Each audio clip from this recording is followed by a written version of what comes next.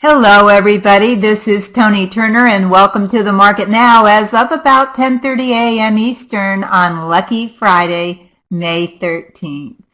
U.S. stocks struggled this morning as a drop in consumer stocks after another set of weak retail reports was offset by a bounce in Apple shares and strong retail sales data that suggested the economy recovery was gaining traction. A little confusing this morning. The U.S. Commerce Department said retail sales, which is announced every month, jumped 1.3% last month, the largest gain since March 2015, and a bigger rise than the 0.8% economists were expecting. However, the confusing part is here, consumer stocks fell this week after two more department stores, Nordstrom and JCPenney, reported lower than expected sales, stoking fears about consumer spending, which accounts for more than 2/3 of the U.S. economic recovery activity. So all I can say there is go figure. Two U.S. Federal Reserve officials said yesterday that the central bank should raise rates if data points to an improving economy. Traders are pricing in only one rate hike this year. Okay, with all that to go on, let's go on to three charts. You know, price is always the last word, so let's go on to three charts that could give us some insight into the week to come. Last week we looked at a weekly chart of the S&P 500 spider, the SPY.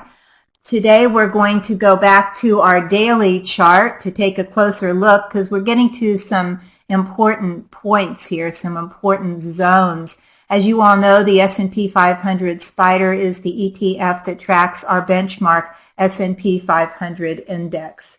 Now on this chart, the red line is the 20-day moving average, the green line is the 50-day moving average, and the black line is the 200-day moving average. These are all simple moving averages.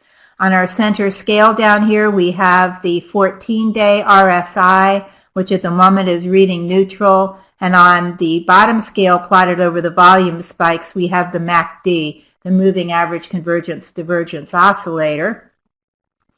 Now, on the MACD here, we have the MACD line, the black line, and its red line, the signal line, just walking atop the zero line on the MACD indicator here. As long as it stays above that zero line, we can say things are well. If the two lines fall below that zero line, then not so positive. Okay, so looking at this chart, when I captured the SPY today, it was trading at $206.11, which is about 2061 on the S&P 500 itself. So far today, the market isn't going much of anywhere, down a little, up a little, but at least it's hanging out above the 50-day moving average. Now that line right now is coming in at $205.41, and we're hoping it acts as support for the benchmark. If it breaks down below this 204, I put a yellow caution mark here. If the SPY breaks down below 204, which would be breaking below 2040 on the S&P 500 itself, then we would have a mild-mannered but very definite head and shoulders pattern up here.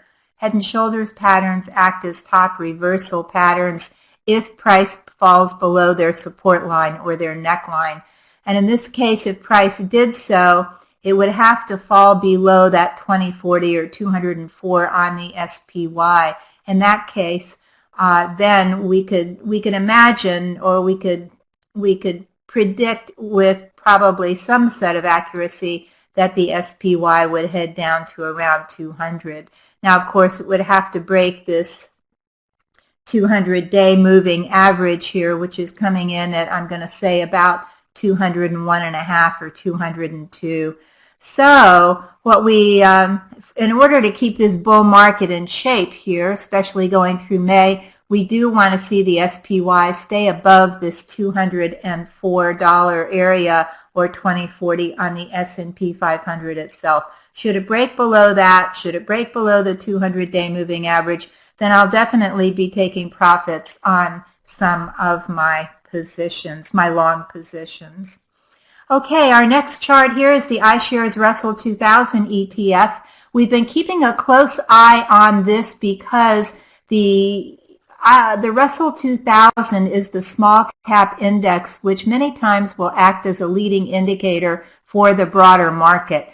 This ETF symbol is IWM, and we can see that as I captured this chart today, the IWM was right just at, actually just a few cents below the 50-day moving average, the green line. We don't like to see indexes or stocks or ETFs fall below that 50-day moving average. However, it's not anything horrible yet. When I captured it again, it's at $110.23, just below its 20-day moving average, just below its 200-day moving average, and now white knuckling this 50-day moving average. Why? Because these act as support. Now, we have an April low here on the IWM of $108.40. That's an important support line here, price support. Then we have really important lows down here, March lows that come in. It may not be the low, but we've got that little one hanging down here. Anyway, about 104, 104.50, 105, right in here. These lows are very, very important. If the IWM should fall down below this $104, $105 area, that again will be a signal of weakness in actually that could come into the overall markets. So we're keeping an eye on the IWM. Best if it holds up here, holds 109. Best if it holds 108, and certainly best if it holds 104. After that, we get more defensive. Okay, our final chart here is a chart of the cloud computing, the First Trade Cloud Computing ETF, and the symbol for this is SKYY. Now, in this ETF, the top components are Facebook, Equinox, F5 Networks, Oracle, Cisco, Amazon. So far, the SKYY, and you may not have heard of it, it's kind of a cool ETF, does not trade with a tremendous amount of volume, so it isn't a day trading candidate. It's more of something that you would want to buy and hold. I'm not actually buying it here. I'm going to wait until next week. When I captured the SKYY today, it was trading at $29.51. Good news is it's still trading above its 200-day, its 50-day, and its 20-day moving average. And as you see here, the green line, the 50-day moving average, has moved just barely above the 200-day moving average.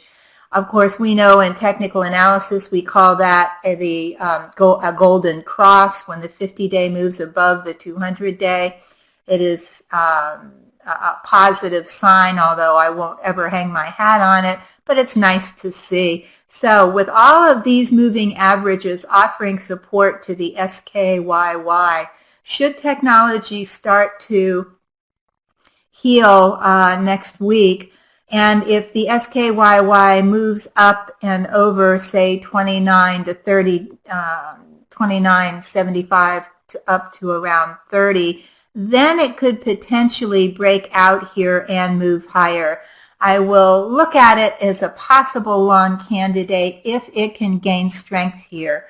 On the flip side of that, if it rolls over and falls down below its 50 and 100-day moving averages, which come in at just a little over $29 here, I will no longer be interested in this as a long candidate, at least not until I'm going to say it heals again. It moves up over its 50 and 200-day moving averages. So something to keep an eye on here. The RSI is pretty neutral. The MACD is still just barely over the 0 line.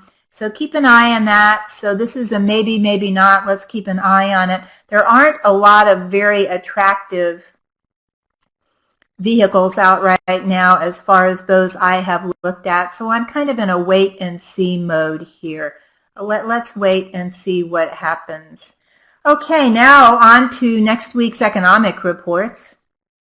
But first, please join us this coming Monday online from 4:30 to 6 p.m. Eastern for our next session of Tony's Market Club.